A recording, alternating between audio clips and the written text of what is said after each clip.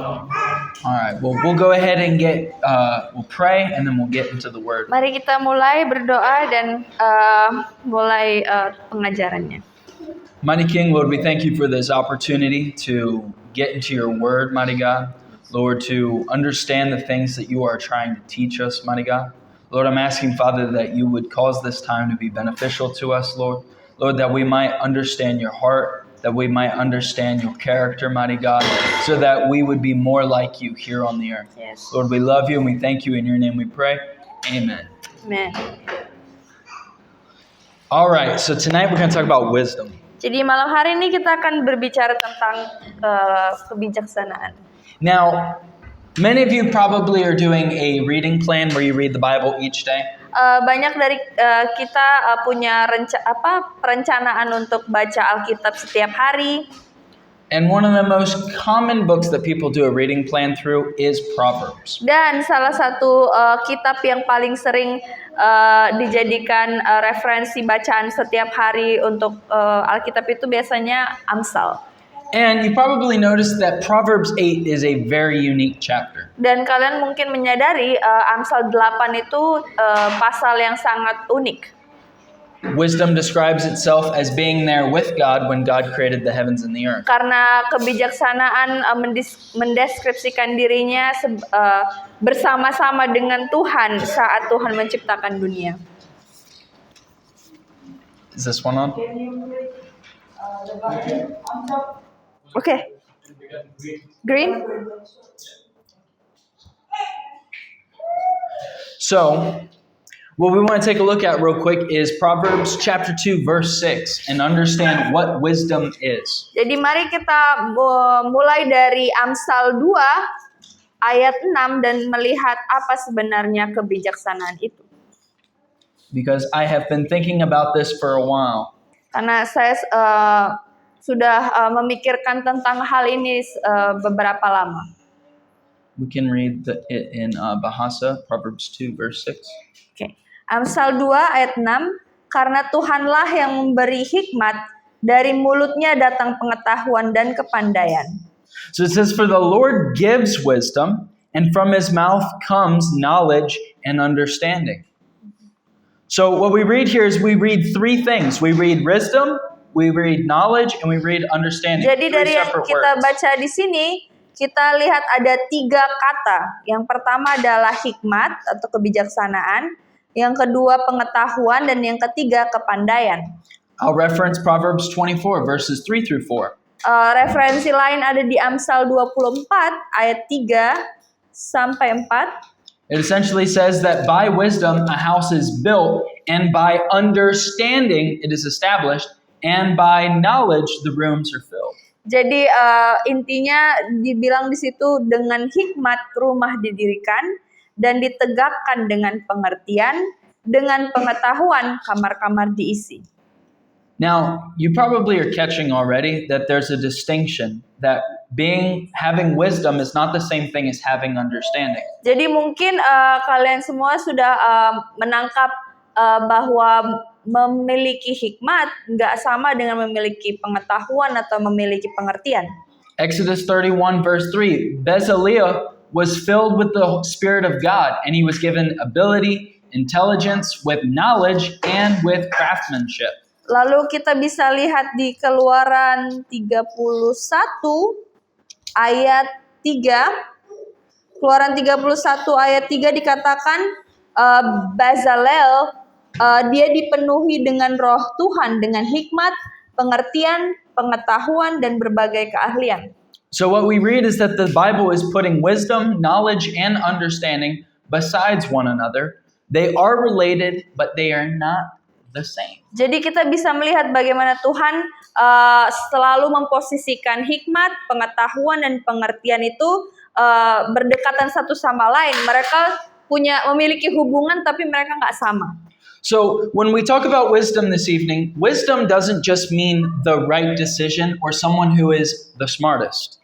Jadi saat kita ngomong tentang hikmat itu nggak hanya tentang bagaimana orang mempunyai keputusan yang selalu benar atau kepintaran.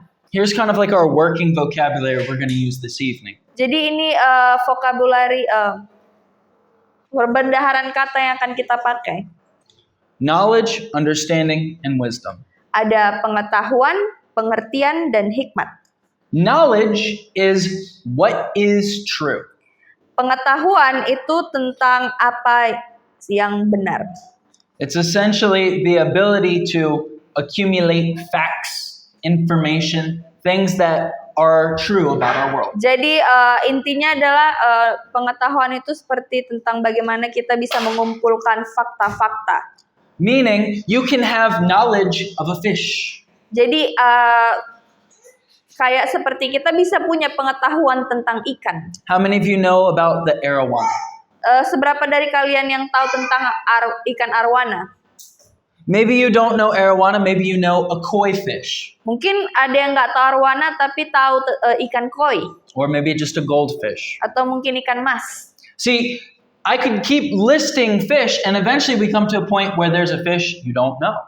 Dan saya mungkin bisa banyak berlanjut menyebutkan banyak jenis-jenis ikan dan pada akhirnya mungkin ada beberapa dari kalian yang tidak tahu ikan-ikan tersebut. Knowledge is kind of like a little pouch where we store all the information we've been figuring out in our life. Jadi pengetahuan itu sama kayak kita punya kantong yang kita kumpulin semua fakta-fakta yang selalu kita dapat dari sekeliling kita, informasi-informasi. We've been noticing this with Benjamin lately as he's increasing in knowledge. Kita menyadarinya di Benjamin belakangan ini karena dia mulai bertambah pengetahuannya. Every time he sees a Spider-Man, Spider-Man! Karena setiap kali dia lihat Spider-Man, dia selalu bilang, "Mamen." Now, this is where we come to understanding. Dan disinilah datangnya pengertian. Understanding is seeing how all of that information relates together. Pengertian itu bagaimana melihat setiap informasi atau fakta-fakta yang kita kumpulkan tadi itu bisa menyatu. See, Benjamin knows Spider-Man, Karena Benjamin tahu Spider-Man, but he has no clue what a spider is. tapi dia nggak tahu laba-laba itu apa. So if I show him a picture of a spider, he doesn't think Spider-Man. Jadi kalau misalnya saya tunjukkan gambar laba-laba, dia nggak bakal mikir itu punya koneksi apa-apa dengan Spider-Man. Benjamin is very limited in his understanding. Jadi Benjamin itu sangat terbatas dalam pengertiannya. Really, most of his understanding is cow, moo. Jadi satu-satunya pengertian yang dia punya itu sapi, suaranya bu. Yeah. And then horse, nee. Ya. Kalau kuda suaranya kayak gitu. Yeah. That is where we actually take information that people know and we start connecting it. Jadi pengertian itu bagaimana kita mengumpulkan informasi yang kita tahu dan kita menghubungkannya. So Benjamin knows that he has fish. Jadi Benjamin tahu dia punya ikan. He knows that there's less fish now than there used to be. Dia tahu ada lebih sedikit ikan yang dia punya sekarang daripada sebelumnya. But he has no understanding of the fact that his fish die and I have to get rid of them. Tapi dia nggak punya pengertian apa-apa tentang bagaimana ikan itu bisa mati dan harus disingkirkan. Over the course of our lives, we move from just accumulating knowledge to starting to connect things that we've learned. Jadi sepanjang hidup kita berproses dari cuman sekedar mengumpulkan fakta-fakta di sekeliling kita, kemudian kita mulai menghubungkan fakta-fakta ini. We all start at a point where we hear the word cow and then we hear moo. Kita mulai dari bagaimana kita dengar kata sapi dan kita tahu suaranya seperti apa. But the hope is that you can build that relationship even bigger. Tapi harapannya adalah kita bisa membangun sebuah pengertian yang bahkan lebih besar dari cuman sekadar hal itu. You understand beef. Kalian bisa memahami tentang daging sapi. You start thinking burger, Dan kalian mungkin mulai berpikir tentang burger, steak. tentang steak. You start thinking leather. Dan kita mulai berpikir tentang, sapi bisa kulitnya bisa dipakai. Even milk. Bahkan susu. And that is our understanding as it relates to a cow. Dan itulah pengertian kita yang berhubungan dengan sapi. Maybe you become a farmer and you learn what they need to eat and all of that stuff. Dan mungkin beberapa dari kalian mau jadi peternak dan mulai memikirkan apa yang harus dimakan oleh sapi dan lain-lainnya. But you would go to school to get more understanding of how things are relating. Dan kita mungkin pergi ke sekolah untuk bisa mendapatkan lebih banyak pengertian tentang bagaimana satu dengan hal yang lainnya bisa berhubungan. This is where we come to wisdom. Dan inilah di mana kita sampai kepada hikmat. Wisdom is not a fact. Jadi hikmat itu bukan cuma sekedar fakta. Wisdom is not how two ideas work together. Hikmat bukan tentang bagaimana dua ide atau pengertian itu bisa bekerja sama. Wisdom is what is right order.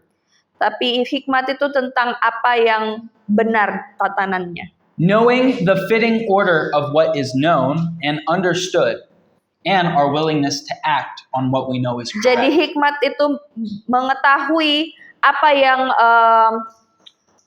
urutan atau tatanan yang benar dan bersedia untuk bertindak sebagaimana tatanan itu. See, wisdom is that thing that, remember using AI maybe about 3 years ago? It had this weird thing with hands. Jadi hikmat itu kayak misalnya tentang kayak AI yang 3 tahun yang lalu mereka ada kayak tangan gitu. It would show two people hugging. Jadi di AI itu ditunjukkan gambar 2 orang berpelukan. There's somehow a hand on the shoulder, they're shaking hands, and then there's also hands on the side of them. Dan anehnya di gambar itu mungkin terlihat ada yang tangan yang ngerangkul, terus tapi ada juga tangannya di pangkuan, terus berjabat tangan, jadi terlihat banyak tangan. At that time, AI knew that there was something called a hand. Jadi di masa itu AI tahu ada sesuatu yang disebut tangan. It had the understanding that a hand had fingers on it and it was connected to a wrist. Dan mereka AI mengerti kalau misalnya tangan itu punya jari-jari dan itu terhubung sama pergelangan tangan. But it didn't have any wisdom about the right order of where to put those hands and those fingers. Tapi AI nggak punya hikmat untuk tahu di mana harus diletakkan tangan itu. So knowledge is information and the gathering of facts. Jadi pengetahuan itu adalah informasi dan bagaimana mengumpulkan fakta-fakta. Understanding is to take those things and to organize them in how they relate. Dan pengertian itu tentang bagaimana mengambil semua fakta-fakta yang kita tahu atau informasi yang kita tahu dan melihat bagaimana hal itu berhubungan. And wisdom puts things in right order. Dan hikmat itu tentang meletakkan segala sesuatu di tatanan yang benar. Wisdom is that you don't paint the walls before you finish putting on the roof. Jadi hikmat itu tentang bagaimana kita tidak mulai mengecat dinding sebelum kita punya atap. So Genesis 3:6 talks about a tree. Di Kejadian 3 ayat 6 And I want you berbicara tentang sebuah pohon. to understand that the name of the tree was not the tree of wisdom.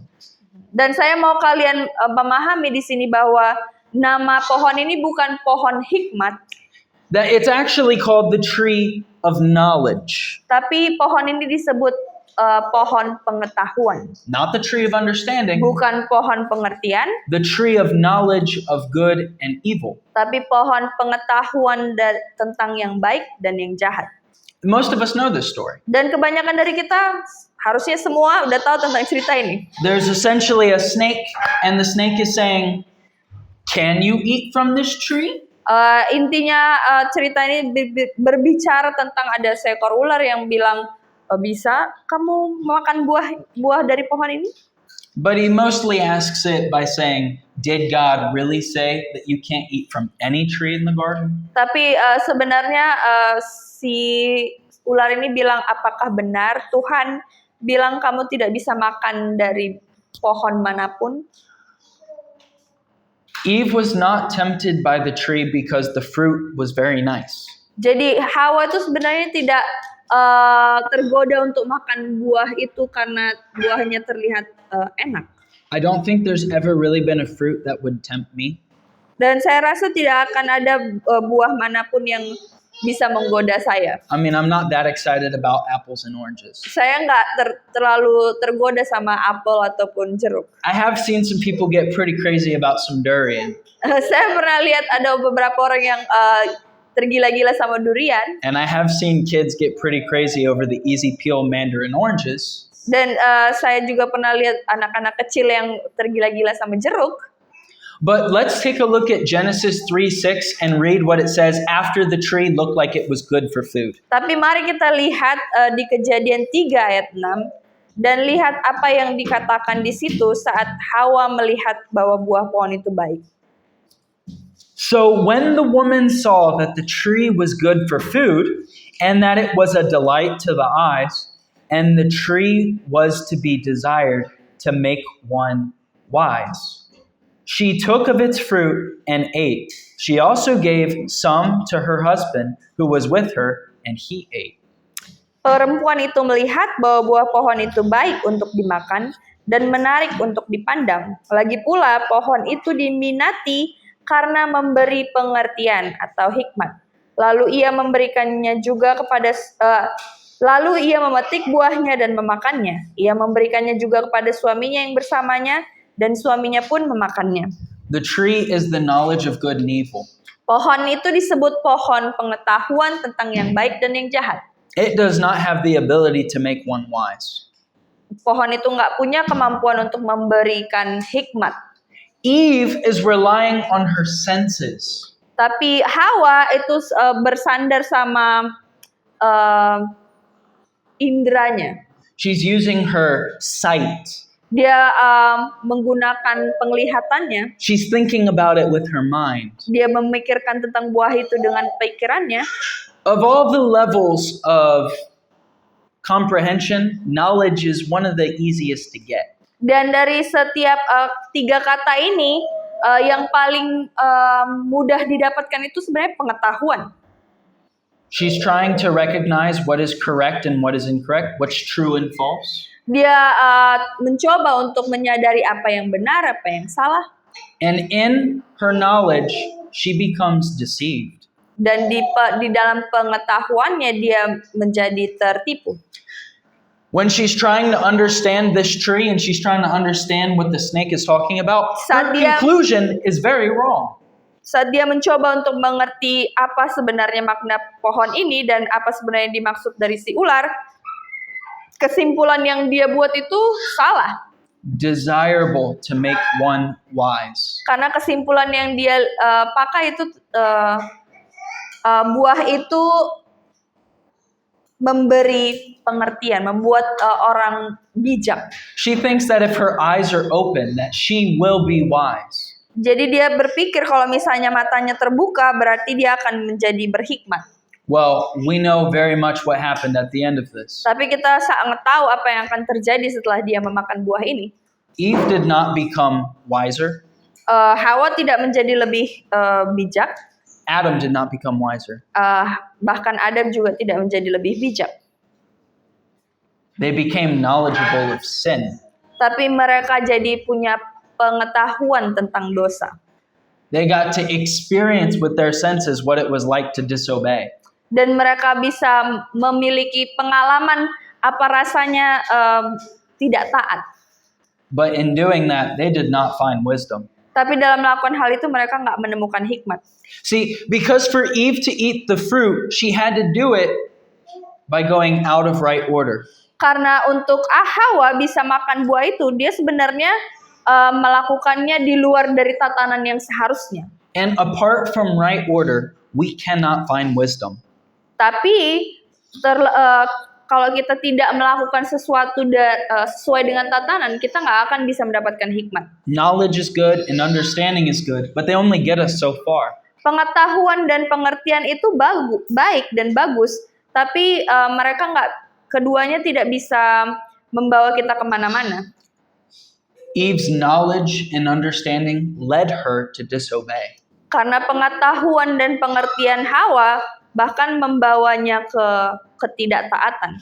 So let's see what this wisdom actually is that man has been looking for. Jadi mari kita lihat apa sebenarnya hikmat ini yang banyak manusia mencarinya. I was reading Job 28 today, Saya membaca Ayub 28 pasal 28 hari ini. and if you get the chance, Job 28 is a very fascinating chapter to read. Dan kalau kalian punya kesempatan, Ayub pasal 28 ini sangat menarik untuk dibaca. I'm just going to read a couple of the verses from verses 12 through 13. Dan saya hanya akan membaca beberapa ayatnya. But if you have not read Job 28 before, it's very, very interesting about how it talks about wisdom. Tapi kalau misalnya kalian belum pernah membaca Ayub pasal 28, sangat menarik untuk kita bisa melihat bagaimana dia berbicara tentang hikmat. No, you know what? Let me give you a little taste. Job 28 verse 1. Mari saya kasih beberapa contohnya. Di Ayub 28 ayat 1. Surely there is a mine for silver, and a place for gold that they refine. Iron is taken out of the earth, and copper is smelted in the ore, from the ore. Man puts an end to darkness and searches out the farthest limit, the ore in gloom and deep darkness. He opens up shafts in the valley, away from where anyone lives. They are forgotten by travelers. They hang in the air, far away from mankind. They swing to and fro. Sungguh ada tempat orang menambang perak dan tempat orang melimbang emas. Besi digali dari dalam tanah dan dari batu dilelehkan tembaga. Orang menyudahi kegelapan dan batu diselidikinya sampai sedalam-dalamnya, dalam kegelapan pekat. Orang menggali tambang jauh dari pemukiman. Mereka dilupakan oleh orang-orang yang berjalan di atas. Mereka bergelantungan dan terayun-ayun jauh dari manusia. When we read Solomon referencing that wisdom is better than fine jewels or gold and silver, Saat kita membaca tentang bagaimana Salomo itu mendeskripsikan hikmat itu lebih baik daripada menemukan emas dan perak, Solomon had already read Job 28. Salomo pasti sudah baca Ayub 28. It was one of the requirements of being a king. Itu salah satu persyaratan untuk menjadi raja. And what Job is saying is he says, look, man has ventured out. Jadi apa yang Ayub sedang coba katakan adalah lihat bagaimana manusia itu sudah mendalami segala hal. We've been places. Manusia itu sudah pergi ke mana-mana. We have dug holes in the mountains. Bahkan menggali lubang di gunung-gunung. We have looked underground. Melihat bawah tanah. When we look for gold and silver, we find it. Saat kita mencari emas dan perak, kita menemukannya. But out of all the places we've looked in the world, tapi dari segala tempat segala tempat di dunia kita mencari, no one has ever found wisdom. Nggak ada satupun yang menemukan hikmat. He talks about even the things that we cook with. He talks about the plants, the animals. Dia pasal ini berbicara tentang bagaimana makanan-makanan dimasak, bagaimana binatang-binatang dan tanaman-tanaman. He talks about the innovations of man. Bahkan pasal ini berbicara tentang inovasi yang dilakukan oleh manusia. I want to read to you from verse 11. Saya mau baca di ayat 11. Talking about man, he says, man dams up the streams so that they do not trickle. And the thing that is hidden, he brings out to light. 11? Di ayat 11 dikatakan air sungai yang merembas di bendungannya dan apa yang tersembunyi di bawahnya ke tempat terang. But where shall wisdom be found? And where is the place of understanding? Tetapi di mana hikmat dapat ditemukan? Di mana tempat akal budi? Look, obviously we know if we dig in the ground, we're not going to find wisdom. Dan jelas kalau kita tahu kalau kita menggali tanah kita nggak bakal dapetin hikmat. But Job says something fascinating in the next verse. Tapi Ayub mengatakan sesuatu yang sangat menarik di ayat selanjutnya. Man does not know its worth. It is not found in the land of the living.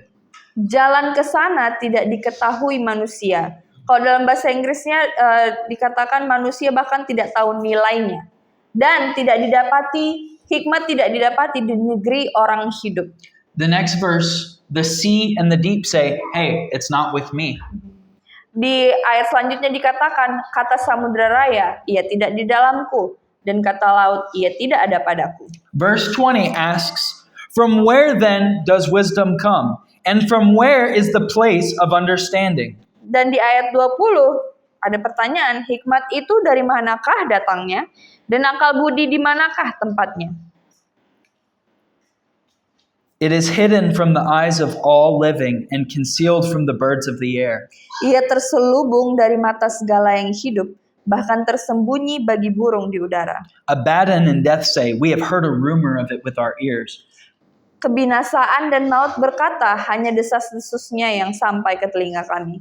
God understands the way to it, and He knows its place. Tuhan mengetahui jalan ke sana, ia juga mengenal tempat kediamannya. For He looks to the ends of the earth and sees everything under the heavens. Karena ia memandang sampai ke ujung-ujung bumi dan melihat segala sesuatu yang ada di kolong langit. Verse 28, He says, and He said to man, behold, the fear of the Lord, that is wisdom, and to turn away from evil is understanding. Di ayat terakhir, ayat 28 dikatakan, tetapi kepada manusia ia berfirman, sesungguhnya takut akan Tuhan itulah hikmat, dan menjauhi kejahatan adalah akal budi. Wisdom is not from this world. Jadi hikmat itu tidak ada di dunia ini. Now, you can run as far with this as you really want, but we're going to try to make this practical. Dan kita mungkin bisa mencoba memahami ini sejauh mungkin, tapi saya mau mencoba membuatnya praktikal. Wisdom is not obedience. That's the application of wisdom. Jadi hikmat itu bukan ketaatan, karena ketaatan itu lebih ke aplikasinya. Wisdom is actually kind of like a software that is outside of this world. Jadi hikmat itu kayak software yang ada di luar dari dunia ini. Wisdom is not something that we can create. Karena hikmat bukan sesuatu yang bisa kita ciptakan. It was with wisdom that this world was built. Karena dengan hikmat dunia ini diciptakan. With that, we turn to Proverbs 8 for more understanding. Dengan itu kita coba buka di Amsal 8 untuk lebih memahaminya.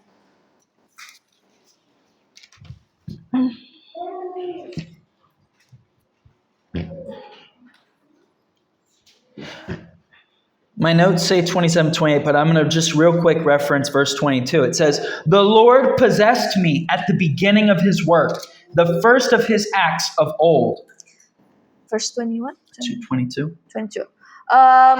Catatan saya bilang mulai dari ayat 27, tapi saya mau baca ayat 22. Tuhan telah menciptakan aku sebagai permulaan pekerjaannya, sebelum perbuatan-perbuatannya dahulu kala. Ages ago, I was set up at the first before the beginning of the earth. Sudah pada zaman purbakala aku dibentuk, pada mula pertama sebelum bumi ada. Many of us have been trying to learn a new language. Banyak dari kita mencoba untuk mempelajari bahasa yang baru. I'm trying to learn Bahasa Indonesia.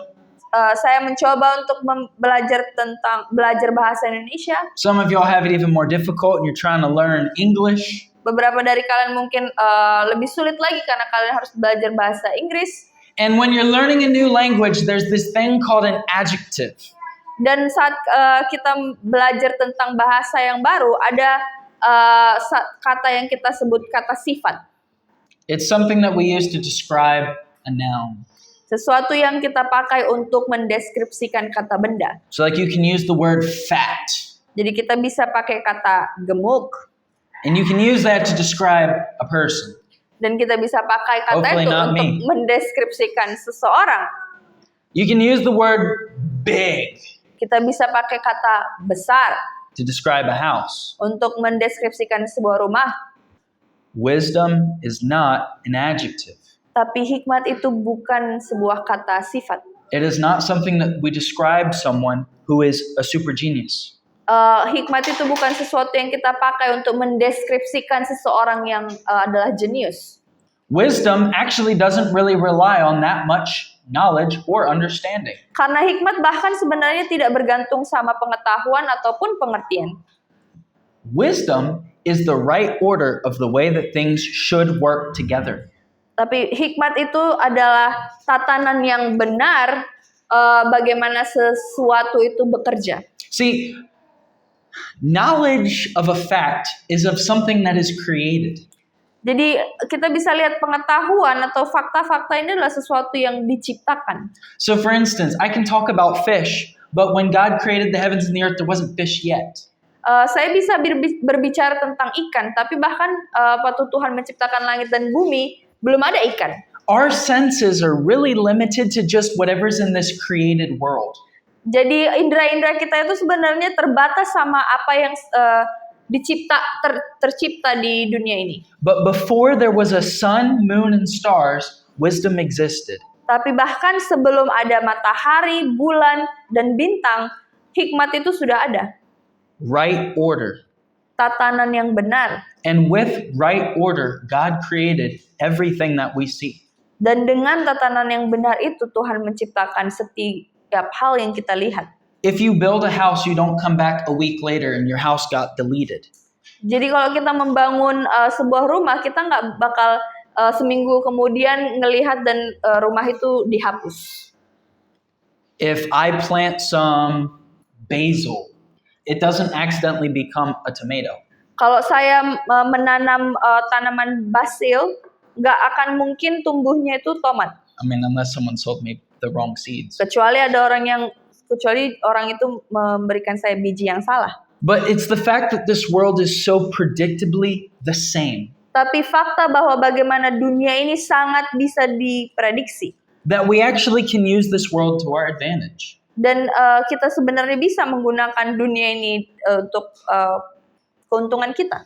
If you take a fish out of the water, what happens to the fish? Kalau kita keluarkan ikan dari air, apa yang terjadi dengan ikannya? It's gonna die. Itu akan mati. And that happens no matter where you are in the world. Dan itu terjadi dimanapun kita berada. Because this world is following a specific set of rules. Karena dunia ini ada peraturannya. That you need oxygen to breathe. Bahwa kita butuh oksigen untuk bernafas. This world is running on a type of something that we describe it with math. Jadi dunia ini bergerak berdasarkan sesuatu yang kita sebut mungkin sebuah matematika atau rumus. Ada rumusnya. But the tool that God used to build everything we see was with wisdom. Tapi alat yang Tuhan pakai untuk membentuk dunia ini adalah hikmat. God built water with the properties of expanding when it gets cold. Dan Tuhan menciptakan air dengan properti yang bisa mengembang saat dia membeku. Nothing that was created was an accident. Dan gak ada satupun yang diciptakan Tuhan itu sebuah kecelakaan. It all fits together intentionally because God built it with wisdom. Semuanya itu cocok satu sama lain secara intensi, secara ada tujuan. Setiap hal itu ada tujuannya. Karena Tuhan membangunnya dengan hikmat. If you build something with wisdom, you don't have to undo it and do it better the next time. Karena kalau kita membangun sesuatu dengan hikmat, kita nggak perlu kayak mengulang membangunnya lagi. Look, we've all been going see all of these new houses with mom and dad as they've been looking for a house. Kami sering ikut sama ayah dan ibu saya untuk melihat rumah. And it's very easy to tell which houses are built with some wisdom and which ones are built with not much wisdom. Jadi sangat mudah untuk melihat rumah mana yang dibangun dengan hikmat dan rumah mana yang dibangun dengan hikmat yang sedikit. We saw some houses that had like these solid metal beams in it. Beams? Beams? Like the solid metal bars? Like it was super strong. Kami melihat bagaimana rumah dibangun dengan besi yang sangat kuat. It was strong. Dan rumah itu sangat kuat. But not with wisdom. Tapi dia tidak dibangun dengan hikmat. The house had water leaking everywhere. Karena rumah itu punya kebocoran air di mana-mana. They built a real strong structure and the roof was terrible design. Mereka membangun struktur rumah yang sangat kuat, tapi struktur atapnya sangat buruk. Look, I saw a building 2 weeks ago that impressed me. Saya melihat sebuah bangunan 2 minggu yang lalu dan itu benar-benar saya kagum dengan bangunan itu. For our guys meeting, we went to a coffee shop. Untuk pertemuan the guys, kami pergi ke coffee shop. And it was one of the most amazing structures I've ever seen. Dan itu salah satu struktur bangunan yang paling menakjubkan yang pernah saya lihat. That was not built by someone who hadn't built a building before. Dan saya tahu bangunan itu tidak dibangun oleh seseorang yang belum pernah membangun bangunan. There was attention to every detail. Karena karena ada tujuan dari setiap detailnya. The walls were designed to block the sunlight at certain times of day.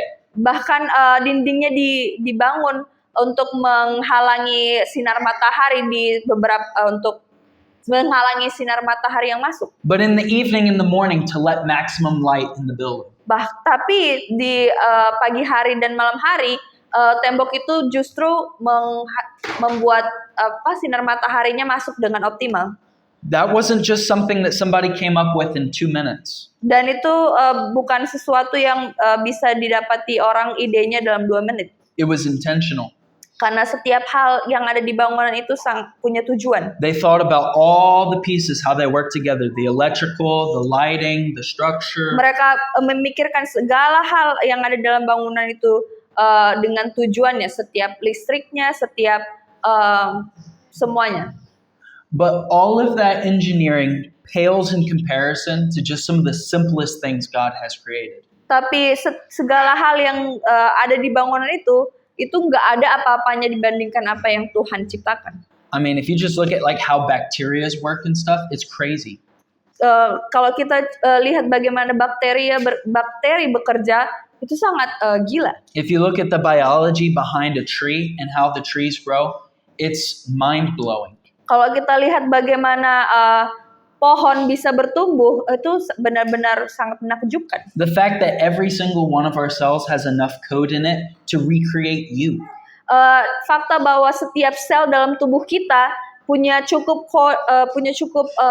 kode untuk bisa menciptakan manusia lainnya, itu sangat menakjubkan. And all of those practical things God built. Dan setiap hal itu Tuhan yang ciptakan. But God also gave us taste buds. That way we could enjoy our food, not just worry about it being poisonous, but enjoy it. Tapi bahkan Tuhan juga berpikir bagaimana Dia memberikan kita indera perasa supaya kita bisa menikmati makanan kita. God is incredibly wise. Tuhan itu benar-benar berhikmat. In my studies today, I was looking at the split in the church over what a lot of people think about wisdom. Dan dalam pembelajaran saya hari ini, saya melihat ada bagaimana gereja itu bahkan berpisah karena apa yang mereka lihat dari hikmat. There is a debate, and you can stay on either side of this that you want. Ada debat yang terjadi dan kita bisa memilih yang mana yang mau kita pilih. The question is wisdom an attribute of God, or is wisdom a created thing? Perdebatannya adalah apakah hikmat itu adalah atribut Tuhan atau itu adalah sebuah ciptaan yang Dia ciptakan. I tried to come to a conclusion of it, of trying to figure out when God created wisdom. I couldn't find it. Dan saya mencoba untuk mendapatkan kesimpulan kapan Tuhan menciptakan hikmat, dan saya tidak bisa menemukannya.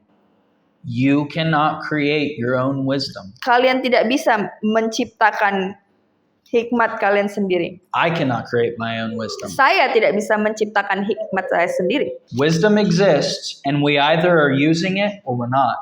Karena hikmat itu sudah ada, dan kita tinggal memilih mau pakai atau tidak. Look, we all have big decisions that we've been making, whether it's businesses, personal, all of these decisions in front of us. Dan kita semua punya banyak keputusan yang kita mau coba buat. Mungkin itu dalam bisnis, dalam kehidupan personal kita, dalam segala hal. And I sure like to think about problems. Dan saya suka memikirkan tentang masalah. I like to wrap my mind around every possible angle. Saya suka memikirkan setiap sisi permasalahan yang ada. But that was the trap that Satan got Eve with. Tapi itu adalah jebakan yang setan gunakan untuk menjebak Hawa. Eve was facing a problem. Karena Hawa sedang menghadapi sebuah masalah. God told me no, but I want to. Tuhan bilang nggak boleh, tapi saya mau. You think really hard, Kamu berpikir terlalu keras, and then we invent a wise answer. dan kita menciptakan sebuah jawaban yang berhikmat. Knowledge and understanding cannot produce wisdom. Pengetahuan dan pengertian itu tidak bisa menghasilkan hikmat. Wisdom is this source thing that is not part of this world. It's on the outside. It's in God's presence. Karena hikmat itu adalah sebuah sumber yang nggak ada bisa ditemukan di dunia ini. Itu ada di luar dari dunia ini. Ada di sisi Tuhan. And we have the ability to tap into it. This is what Proverbs 27 through verse 30 talk about. Dan kita punya kemampuan untuk bisa menggunakan hikmat itu. Dan itu ada di Amsal 8 ayat 30. It says, when he established the heavens, I was there. When he drew a circle on the face of the deep. When he made the skies above. When he established the fountains of the deep. When he assigned the sea its limit, so that the waters might not transgress his command. Dari ayat 27, ketika ia mempersiapkan langit, aku di sana. Ketika ia menggaris kaki langit pada permukaan samudra dalam. Ketika ia menetapkan awan-awan di atas, ketika ia membuat mata air samudra di bawah meluap, ketika ia menentukan batas untuk laut supaya air tidak melanggar titahnya, dan ketika ia menetapkan dasar-dasar bumi, aku ada sertanya sebagai anak kesayangan. Aku menjadi kesukaannya setiap hari, dan senantiasa bermain-main di hadapannya. Then I was beside him like a master workman, and I was daily his delight, rejoicing before him always.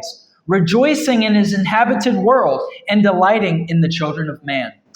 Dari ayat 30 lagi, aku ada sertanya sebagai anak kesayangan, aku menjadi kesukaannya setiap hari, dan senantiasa bermain-main di hadapannya. Aku bermain-main di muka buminya, dan anak-anak manusia menjadi kesukaanku. So we hear about wisdom Jadi kita mendengar tentang hikmat being described as before things were created. dideskripsikan sebagai sesuatu yang ada bahkan sebelum segala hal diciptakan. Wise about what? Berhikmat tentang apa ya? What is there to be wise about? Apa yang bisa berhikmat kalau misalnya nggak ada apa-apa? Things are being created. How do you know they exist beforehand? Sesuatu diciptakan, tapi bagaimana hikmat ini tahu kalau itu udah diciptakan atau belum? That's a fascinating idea to explore, but that's not my point. Itu adalah ide yang sangat menarik untuk dieksplor, tapi itu bukan inti yang mau saya bawa. The same wisdom that was with God as God was creating the heavens and the earth Hikmat yang sama yang bersama-sama dengan Tuhan saat Tuhan menciptakan langit dan bumi speaks to us in verse 32. berbicara kepada kita di ayat 32. And now, O sons, listen to me. Blessed are those who keep my ways. Oleh sebab itu, hai anak-anak, dengarkanlah aku, karena berbahagialah mereka yang memelihara jalan-jalanku. Hear instruction and be wise, Dengarkanlah didikan, maka kamu menjadi bijak. and do not neglect it. Janganlah mengabaikannya.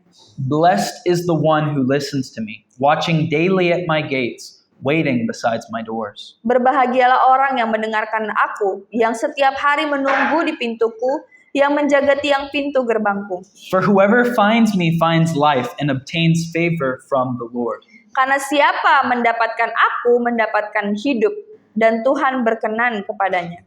See, Eve relying on her own understanding, it did not result in favor from the Lord. Dan kita bisa lihat bagaimana Hawa itu sangat bergantung sama pengertiannya sendiri, dan itu tidak menghasilkan perkenanan dari Tuhan. Instead of life, it actually was producing death. Dan bukannya hidup, tapi apa yang dia dapat adalah kematian. So if we want to walk in that same wisdom that God was creating the heavens and the earth Jadi with, kalau misalnya kita mau berjalan di hikmat yang sama yang Tuhan pakai saat dia menciptakan langit dan bumi, it's not a status that we can attain, and it's not something we work towards. hikmat itu bukan sebuah status yang bisa kita dapatkan, dan bukan juga sesuatu yang kita kerja keras untuk mendapatkannya. Wisdom is a thing. Karena hikmat itu adalah sesuatu. And we are wise if we listen to it. Dan kita berhikmat kalau kita mendengar apa yang dia katakan. Wisdom is right order that comes from God. Karena hikmat itu adalah tatanan yang benar yang datang dari Tuhan. So if you want to know what wisdom is, it's actually how to make systems of shalom. Jadi kalau misalnya kita mau tahu tentang hikmat, hikmat itu adalah bagaimana cara membuat sistem damai, sistem shalom. See, Scripture says that the fear of the Lord is the beginning of wisdom. Firman Tuhan berkata, takut akan Tuhan adalah permulaan dari hikmat. This doesn't mean that wisdom begins when you fear God. Dan itu tidak berarti bahwa hikmat itu baru mulai ada saat kita takut akan Tuhan. It means that you begin to walk with wisdom as soon as you start fearing the Lord. Tapi itu artinya kita mulai bekerja dengan hikmat saat kita takut akan Tuhan. God is the creator and he is the one who has determined what the right order of this universe is. Tuhan adalah pencipta, jadi dia satu-satunya yang bisa menentukan apa tatanan yang benar itu. And wisdom begins when we understand that we are not the gods of this world. Dan hikmat itu dimulai saat kita memahami bahwa bukan kita yang menciptakan dunia ini. Our control over this universe is very tiny. Bukan kita yang mengontrol dunia ini. And we live in an order that we did not invent. Dan kita bahkan hidup di dunia atau tatanan yang bukan kita yang ciptakan. Some of our most cool things that mankind has ever done is simply discover things that God already created. Salah satu hal yang paling keren yang diciptakan manusia sebenarnya cuma menemukan apa yang udah diciptakan sama Tuhan. I'm sure y'all have seen the memes where people talk about when Isaac Newton invented gravity. Why did he do that? Saya yakin mungkin beberapa dari kalian pernah nonton meme video di mana ada orang yang bilang kenapa Isaac Newton itu menciptakan gravitasi. Yeah, it's a misunderstanding. Man has never created gravity. Tapi itu sebuah pemahaman yang salah karena bukan manusia yang menciptakan gravitasi. We're just discovering it. Kita cuma menemukannya. I mean, the principles of electricity have been around since the very first storms. Bahkan prinsip listrik itu sudah ada sejak badai pertama. Electricity has always been around. Karena listrik itu selalu ada. It's just in recent times we've been able to use it for lighting and computers. Hanya saja kita baru bisa menggunakannya untuk penerangan ataupun untuk yang lainnya, electricity. Our reading as a family has been through Ecclesiastes. Bacaan yang Not Ecclesiastes. Yeah, Ecclesiastes. Bacaan yang kami baca dalam keluarga kami mulai dari pengkhotbah. And Solomon says this thing that sounds wrong.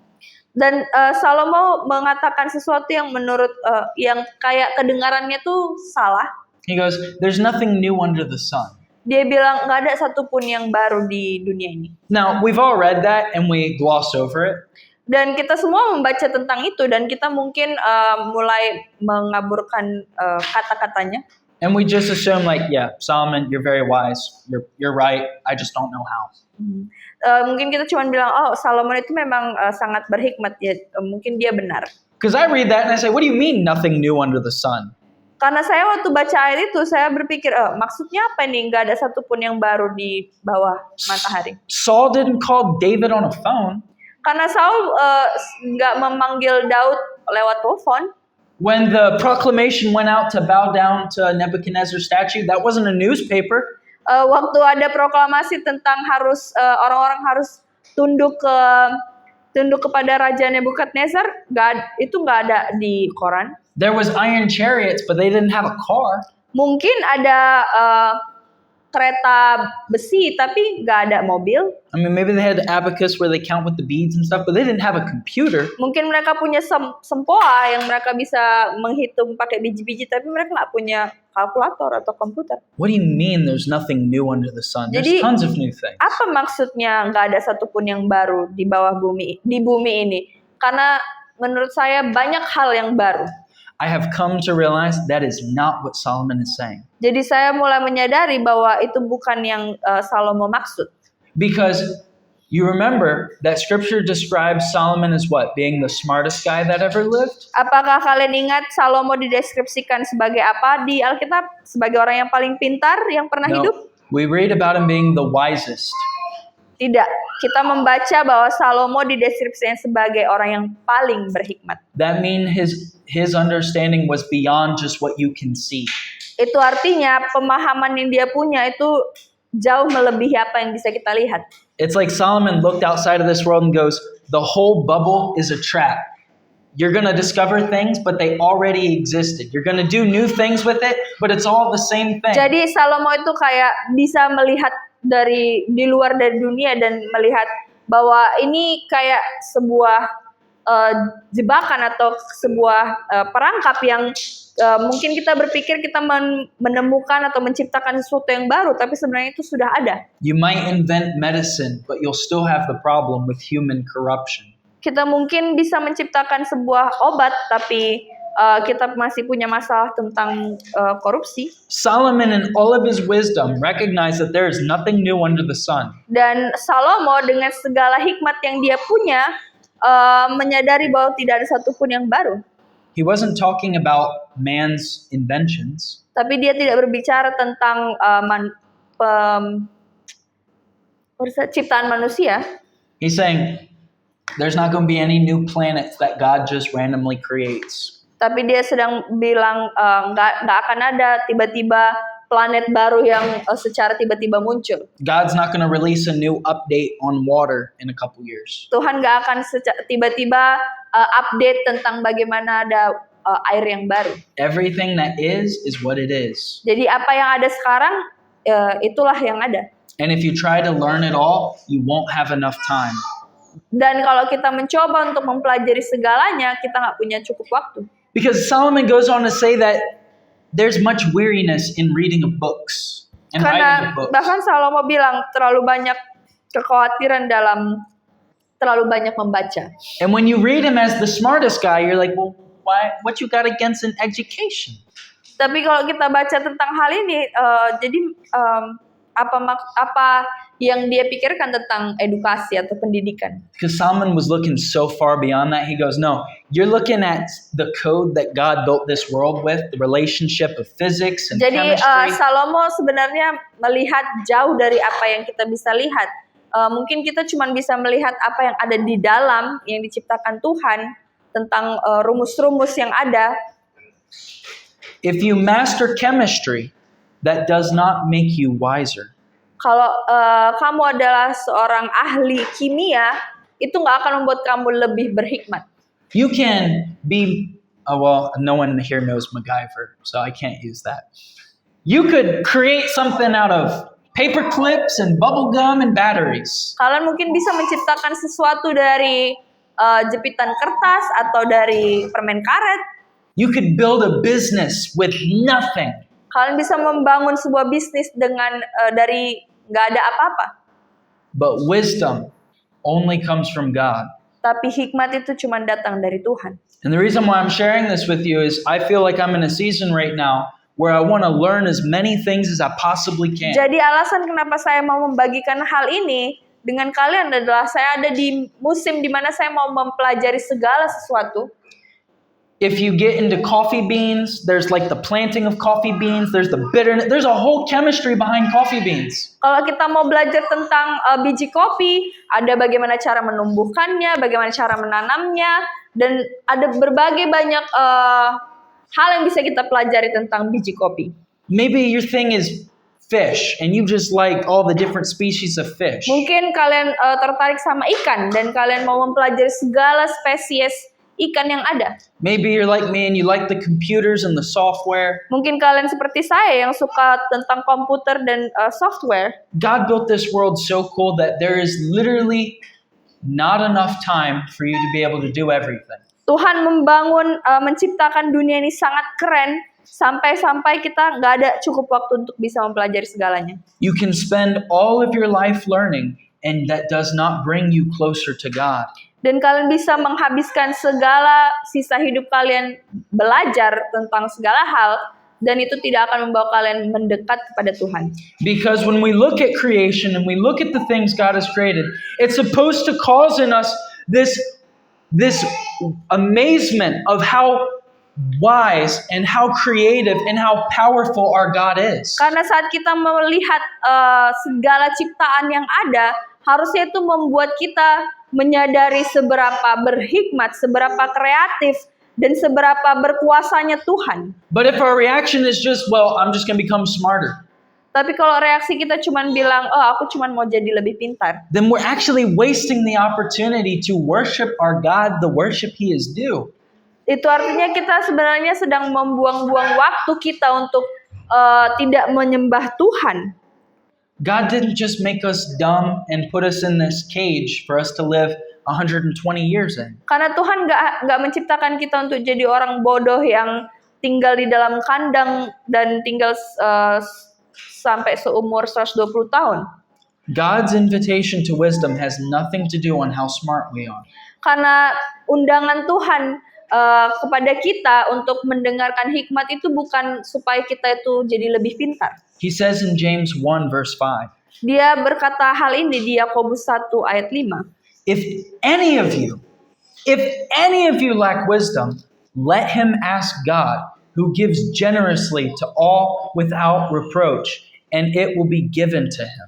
Apabila di antara kamu ada yang kurang berhikmat, hendaklah ia memintanya kepada Tuhan yang memberikan kepada semua orang dengan murah hati tanpa mencela, maka hal itu akan diberikan kepadanya. It is with that you realize that Solomon was wise not because he was smart, Jadi dengan ayat ini kita bisa memahami Salomo itu nggak berhikmat karena dia pintar. with that scripture, you understand that Solomon was wise not because he was special, Dengan ayat ini kita bisa melihat bahwa Salomo itu bukan berhikmat karena dia spesial, but Solomon was wise because he asked. tapi Salomo itu berhikmat karena dia meminta. We read about it. God's like, what you want, Solomon? Kita bahkan membaca tentang hal ini karena Tuhan nanya, apa yang kamu mau, Salomo? And Solomon says, God, I just need some wisdom. Dan Salomo bilang, Tuhan, aku cuma mau hikmat.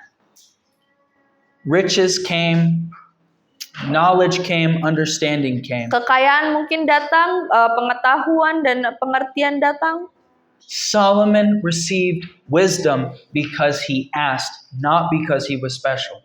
Jadi Salomo itu mendapatkan hikmat bukan karena dia spesial, tapi karena dia memintanya. That's why James 1:5 says that God gives wisdom generously. Itulah kenapa di Yakobus 1 dikatakan Tuhan memberi hikmat itu secara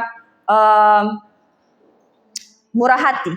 I've spent at least 100 hours learning things. Saya menghabiskan setidaknya 100 jam untuk mempelajari sesuatu. I can't say that I've asked God for 100 hours for some wisdom. Tapi saya tidak bisa bilang saya meminta Tuhan selama 100 jam untuk hikmat. And God just sees us from His throne, spinning our wheels, trying as hard as we possibly can to just get our minds wrapping around the situation. Dan Tuhan mungkin melihat kita dari atas sana dan melihat kita mencoba berbagai cara untuk memahami sesuatu.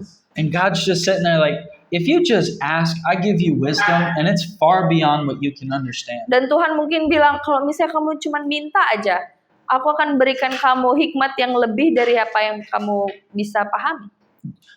I didn't know this part of James. Saya tidak tahu bagian ini di Yakobus. This is our close. Ini penutup kita.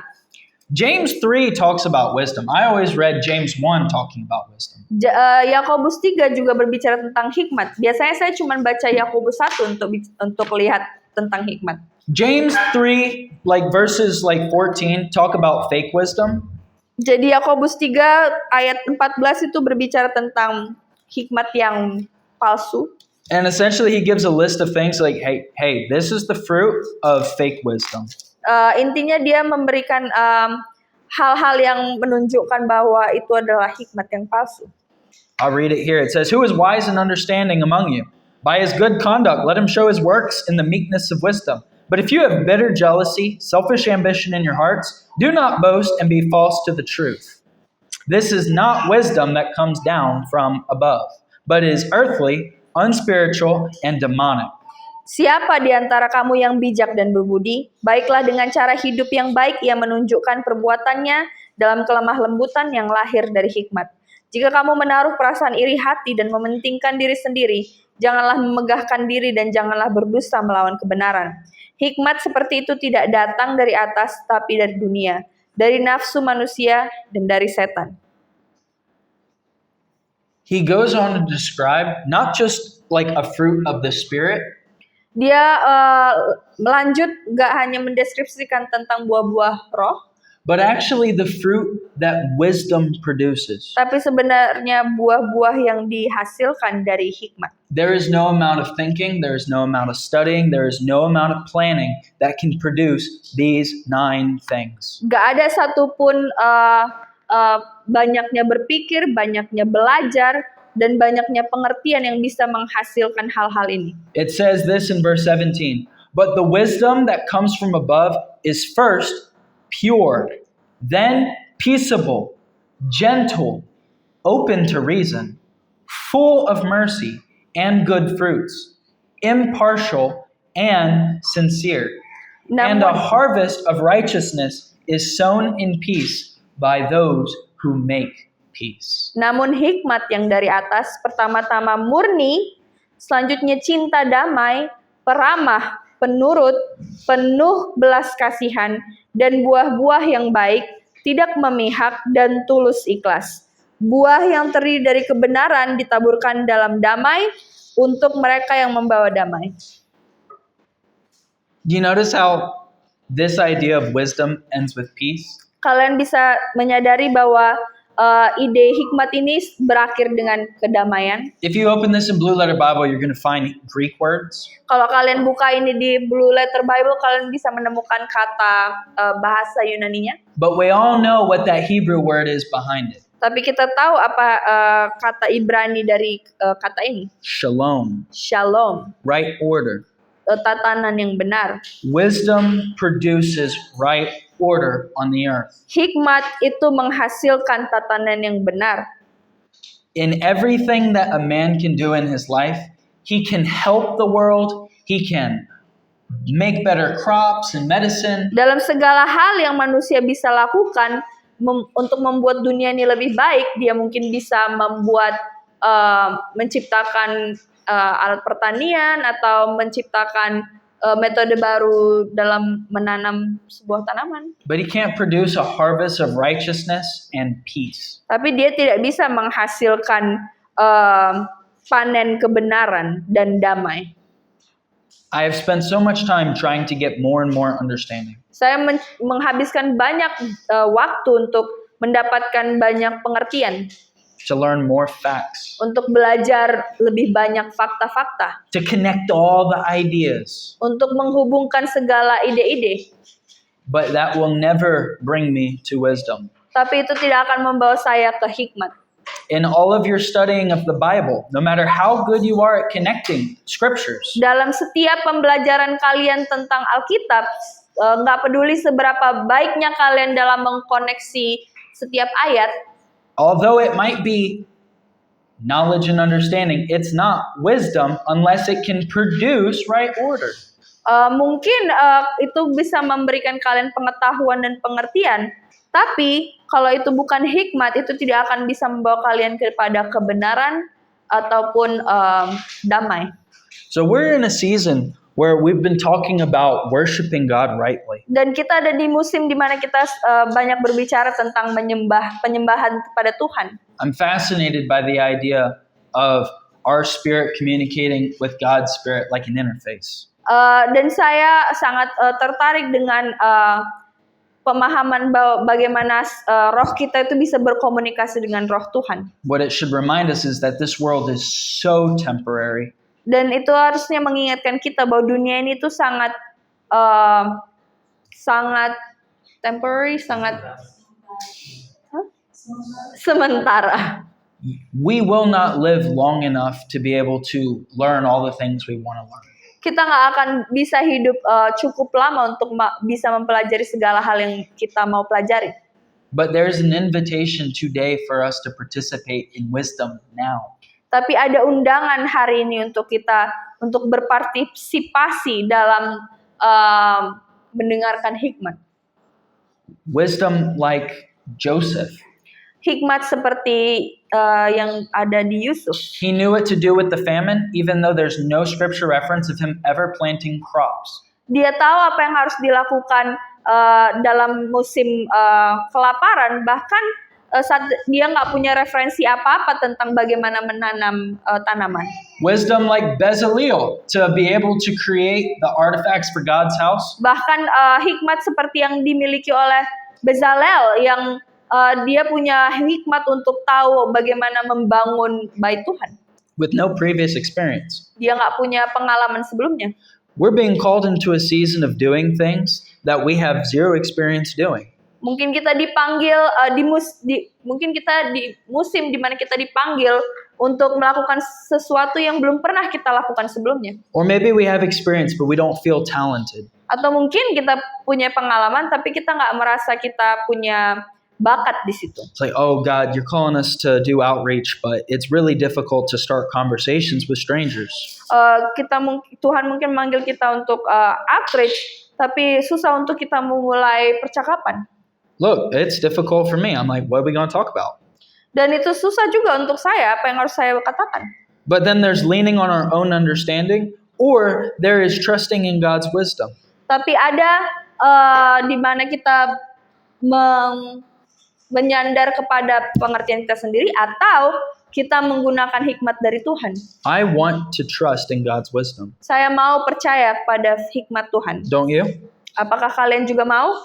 We cannot trust in God's wisdom before we first ask Him for that wisdom. Tapi kita nggak bisa percaya kepada hikmat Tuhan sebelum kita meminta Dia untuk memberikan kita hikmat. I want to know what it's like to trust in God's wisdom and to ask Him for wisdom more than I ask my own brain to think about stuff. Saya mau tahu apa rasanya meminta hikmat Tuhan dan percaya sama hikmat yang Dia berikan, dan bukannya berkonsultasi dengan otak saya sendiri. Wisdom is not just something that you can work towards. Jadi hikmat itu bukan sesuatu yang kita bekerja keras untuk mendapatkannya. Wisdom is walking in God's right order and doing it on the earth. Hikmat adalah bagaimana kita berjalan dalam tatanan yang benar yang diciptakan oleh Tuhan. Let's pray. Mari kita berdoa. Mighty King,